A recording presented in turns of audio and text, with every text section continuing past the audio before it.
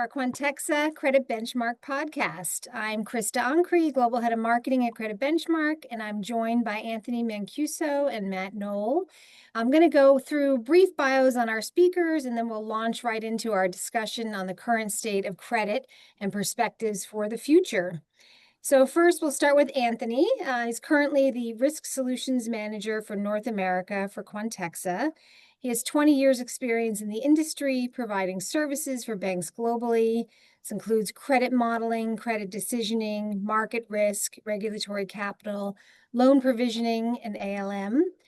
And Anthony has a master's in statistics and a PhD in economics. And then Matt Noll, currently head of business development Americas with Credit Benchmark. He's covered financial institutions for over 25 years as a lead analyst, banker, and management consultant. Credit portfolio management, credit advisory, commercial lending, consulting, and risk analytics. Matt has an MBA from NYU Stern and a BS in physics from Notre Dame.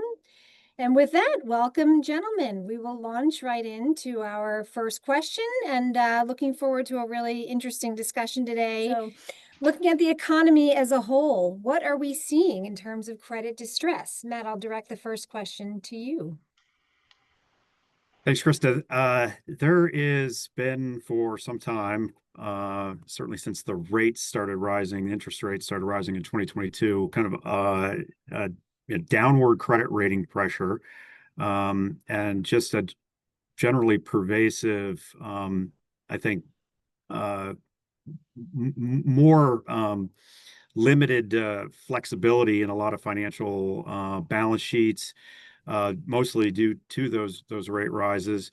And I think one of the areas that I like to keep an eye on is bankruptcy filings that have been generally trending upward and starting to kind of reach where they were coming out of the great financial crisis.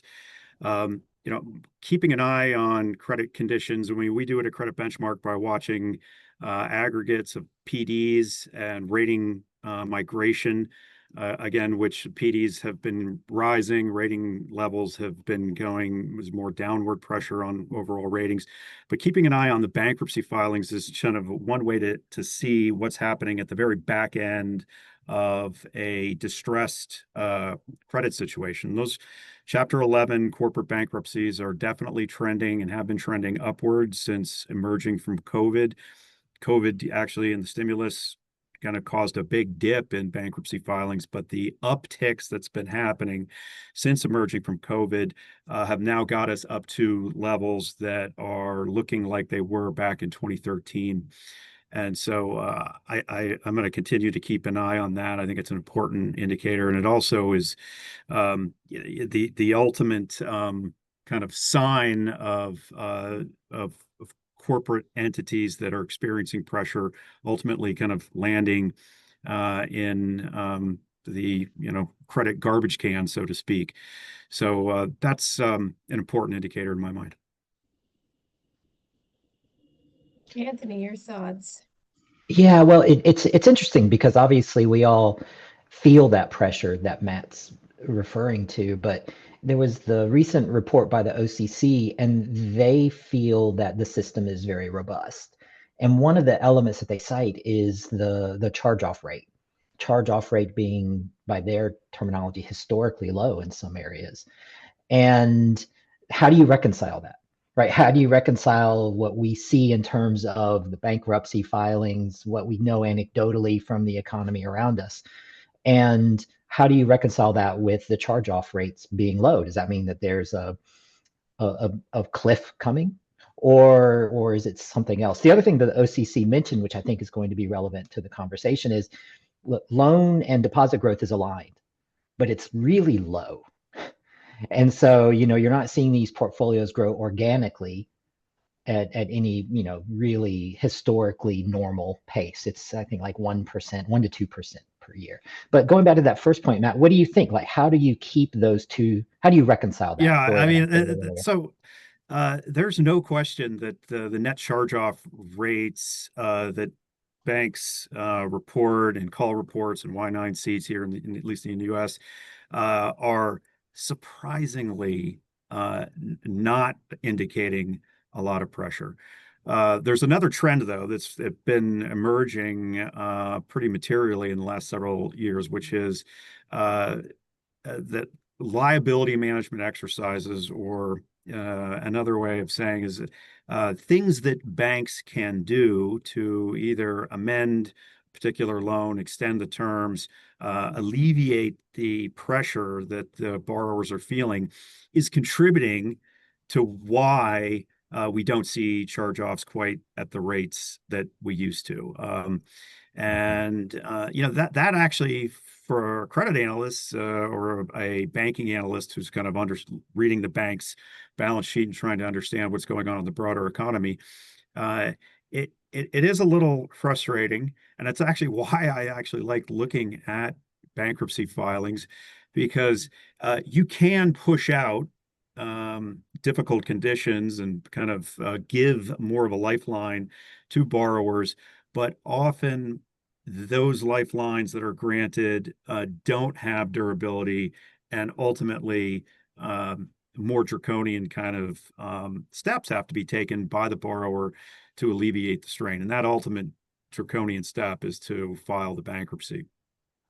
Yeah, and that really kind of aligns with something that I've been noticing over the past, let's say, year to 2 years, which is an interest in what you might consider early warning signals, or the ability to catch duress before it actually hits what's a formal default process or a definition of default. So, if I can get that loan, if I get some signal and I can say, okay, clearly this person is struggling to repay, this institution struggling to repay, then yeah, I can restructure.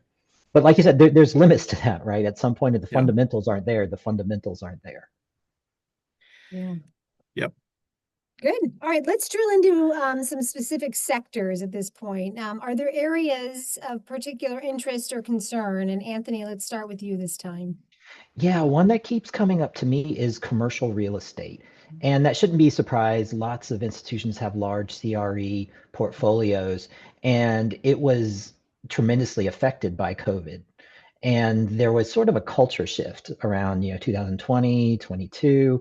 We're going to work remote, everybody's going to work remote, and that's being rolled back. Quite honestly, it was small steps at first. It was, well, maybe you can come in on Wednesdays, and now it's gone to hybrid, where a lot of companies are mandating 3 days a week. And there was someone, and I couldn't remember who, but they are mandating 5 days a week now.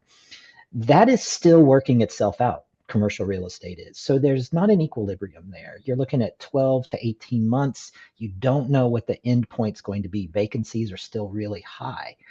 So I have seen some customers who are not exiting necessarily that segment, but they're de-emphasizing it because there's just too much uncertainty, too much downside risk, and they're probably not going to wind down the portfolio that exists, but they're setting stricter standards for entering into a commercial real estate deal with someone.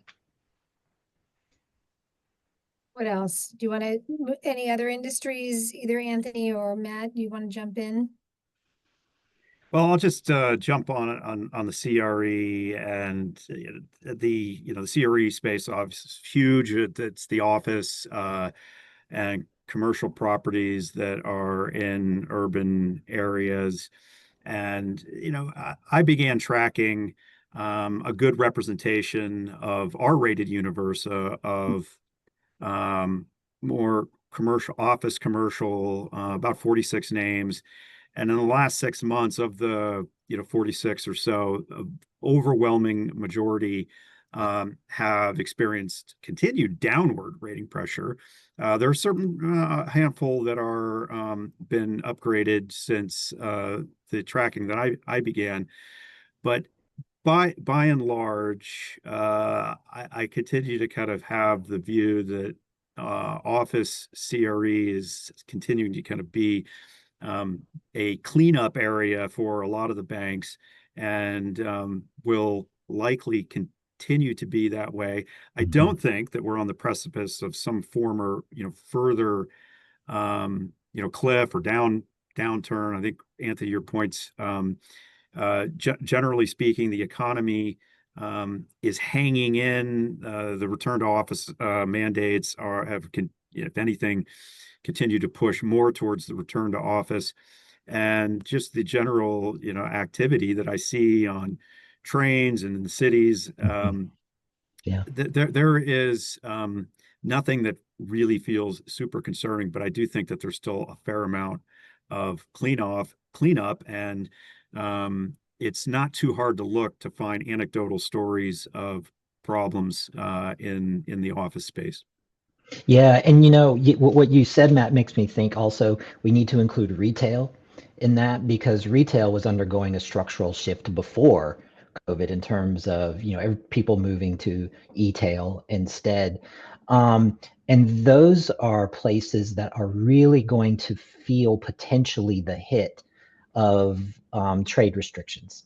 Because if I have some sort of shopping plaza and it's anchored by something like a Best Buy, right? Something that's hugely exposed to the supply chain, right? Then that's something that's going to have a potential impact beyond the structural, again, the cultural shifts that we were seeing before. Right. Yeah. Few other industries you guys want to touch on? Well, I think we could probably touch on auto just a little bit. And I'm not talking about the auto manufacturers. I think there have been at least two high profile, I'd say one's one of more maybe emerging story, but the Tricolor bankruptcy story kind of is hit the press about 3 weeks ago. This is a auto retailer that focused on a lot of undocumented um, customers within the southern part of the United States. And they were fairly established, as a corporate entity in the kind of the double B category, they were very established in doing auto loan ABS. And they have, it's kind of come out in the press, and one of the U.S. regional banks kind of led the news in reporting that there was in the vicinity of $300 million of losses that were going to be taken in relation to this bankruptcy. Yeah, Tricolor was a big deal, actually, because it had some pretty known names backing it with those warehouse loans. And there's intimations of fraud as well, I believe, in Tricolor at the same time.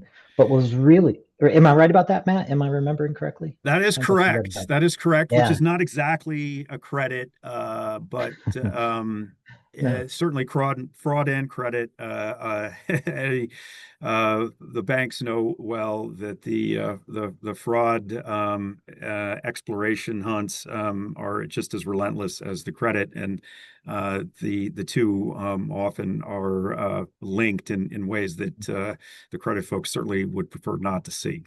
yeah. And the thing about, and you're talking about the market that they focused on, that subprime lending, and that's a market that's under distress, right? And that is a segment, not just people seeking auto loans, but if you just look at that segment in general, right? There's a bifurcation in the economy where you have an upper income set of income brackets that are probably doing pretty well, and then you have a lower set of income brackets. Just to be fair, there's not as much middle class in America as there was maybe 20 years ago.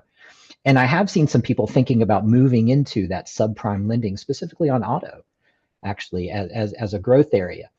But you sort of stepped away from the manufacturers. I'll step back to them because the pricing of autos is another place that's going to be hit really hard by whatever happens again with trade policy, and that's going to then filter down into the lending itself because I'm going to have to probably take on higher debt to income ratios.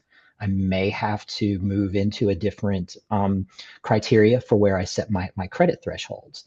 So again, another place where these I'll just simplify them to say tariffs. It's not just tariffs. It's immigration policy as well, as we saw with Hyundai in South Carolina. But all of those things are going to have an impact on this auto segment, and it's just kind of completely up in the air at the moment, in my opinion. Yeah. Yeah. Yeah.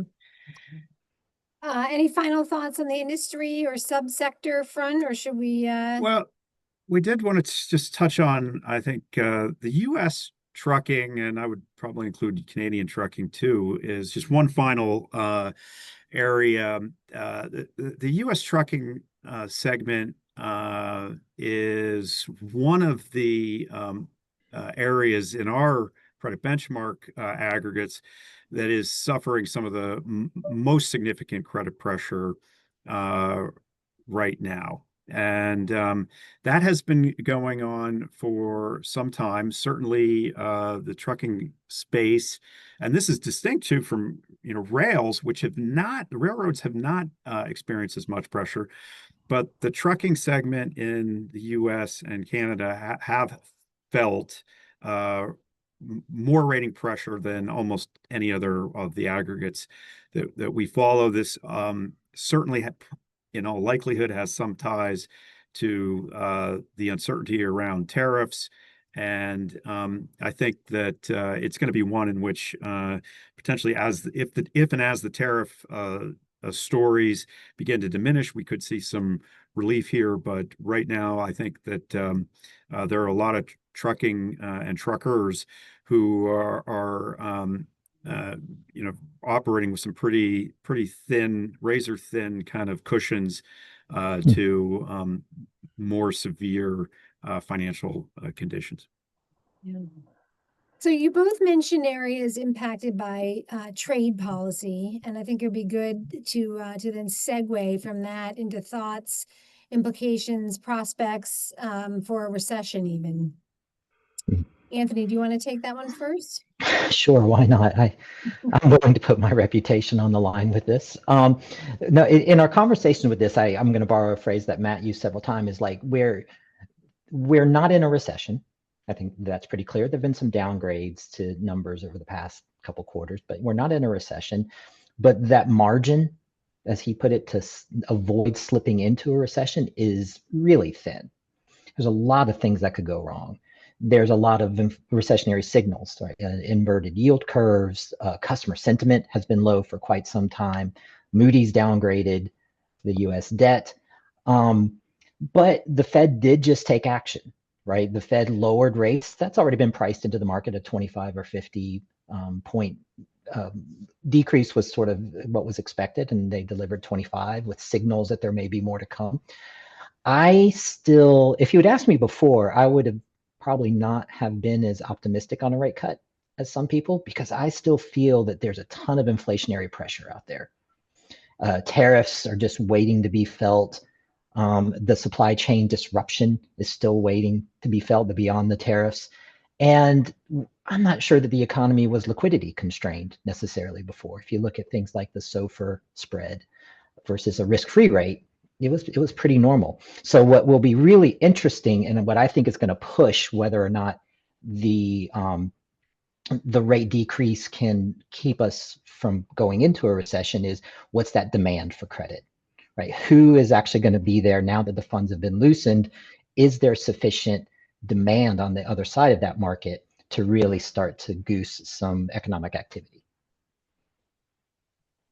Yeah, I think Anthony's better positioned to talk about the broader economy. But my observations from a more credit-focused lens is that after the Liberation Day in April, or first week of April, there was in the deal markets, a significant kind of seizing of those markets. And then by the time we got to July, we started seeing some thaw in that, and the summer slowdown has kind of not really happened. And I think if you talk to some credit professionals right now, the August and now and continuing into September, and really likely for the rest of the year, there had been a lot of pent up demand for financings that was not really being fulfilled in the second quarter, and now kind of the third quarter has been off to the races. And so if you talk to some of our contributing banks, I think the deal flow for them feels pretty buoyant. Now, what does that mean for the broader economy? Well, it certainly to the extent that debt financing is helping to fuel and keep going business and keep going some, investment by businesses, this is on balance favorable. Absolutely, the easing of the rates is pushing deal activity can more likely than not continue to be fueled by declining interest rates environments. And just stepping back, just kind of what I previously said, I feel that when rates began to rise because of inflationary pressure back in the first, second quarter of 2022, really did manifest itself in credit pressures that were, or exacerbated credit pressures that have really been going on steadily since then. And so to start to see that pendulum potentially starting to move a little bit in the opposite direction, although still just no question, the amount of credit pressure in the market right now is high, and that the easing that we may see just because of a few rate cuts is not going to materially alleviate the somewhat fragile conditions we are in, that fragilely thin margin we have to potentially slipping into a recession. But I would say on balance, deal activity rates starting to decline, should marginally be improving that cushion to staying in a recession. Yeah, and it's interesting what you were saying, because it sort of goes back to a comment earlier, which is there's segments of this economy. There's subpopulations, let's say, in this economy. And so we're seeing fairly robust financial markets. But let's talk then again about the subprime auto, right? Do they have the disposable income to be able to take advantage of a lower rate? I don't have an answer to that. That's just not something I study. But I think that is a downside factor, not just in auto, but in quite a few segments. And like you're saying, I think it might help a little bit accelerate the economy, but in the long run, I think it would take substantially more rate decreases and other things that you're referring to really ease that credit pressure. I don't think, I agree with you. By itself, I don't think it's going to do it. So let's bring this conversation back around for people listening, and kind of frame it around what advice you might give someone who is about to write their next credit memo based on what we're talking about, what you're seeing. And Matt, maybe I'll direct that one to you to wrap us up. Well, we're in a market in which for every 100 entities out there, there's going to be some material number, and maybe material is 5, but in a credit officer's kind of mind, a loan approver's mind, that's enough to kind of keep you awake at night. So, there's it's a lot of the fundamentals of doing really good work on quality of earnings, really kind of having a good field of view on the things that need to continue to kind of go right, and kind of questioning whether or not there is a reasonable margin of safety in the things that really drive high quality revenue and high quality earnings. And I think that the broader economy kind of story is something that, like we said already, that on the margin there is some incremental movement towards improvement, but it is in no way, shape, or form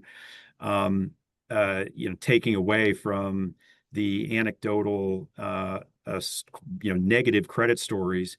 And I think, like we said with the tricolor, the volume of pressure at many different kind of segments of the consumer and corporate world are really pushing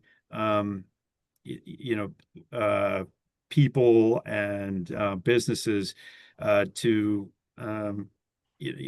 where there's not a lot of room for error. And I think so that's just exactly kind of the mindset that a loan underwriter and a loan portfolio surveillance person need to kind of be keeping in mind as they evaluate their landscape. Anthony, your final thoughts. Well, I think Matt pretty much kind of got at what I was going to say. There's data. You're going to have data, and you're going to want to get everything you can out of your data. Maybe even bring alternative sources, but those models are going to be more limited than you might have expected or that you might normally see because there's not a lot of representation, and there's a ton of truly exogenous events that seem to be happening. So the way he was discussing, you're going to have to probably use your expert judgment maybe a little bit more. You're going to have to do the investigation into figuring out what exactly is this business model. How does it respond to certain exogenous events, or how does it respond under stress? And then you're really, and this isn't necessarily for the credit officer, but more for the portfolio management, you're going to have to monitor it because there's going to be a ton of noise, and you're going to have to do as best job that you can to sort of pluck the signal out of that when it shows up. And so I think it's just a time where it's going to take a lot of investment of effort in order to be sure that you've got a portfolio that's sort of aligned with your risk appetites. Yeah. Excellent. Really interesting discussion. It's certainly been a very exciting year, and lots of great points made, data-driven insights, signals, early warnings, and I thank you both for your time and for the discussion, and we'll leave it there. Thank you. Thanks, enjoyed it. Thank you.